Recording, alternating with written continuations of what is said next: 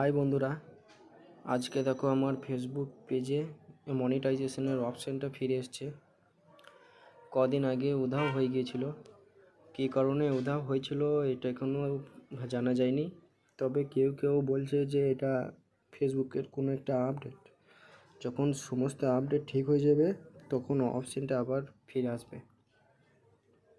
আমারও হয়ে গিয়েছিল, কিন্তু আজকে সকালে দেখি হঠাৎ চলে এসছে অপশানটা। তবে এটা সেটআপ না, এটা কন্টেন্ট মনিটাইজেশনের শুধু অপশানটা।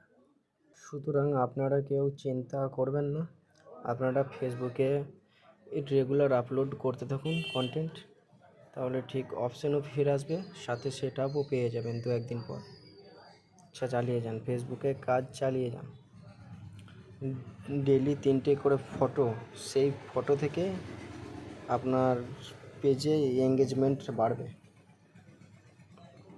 আর ডেলি একটা করে রিল আপলোড করবেন,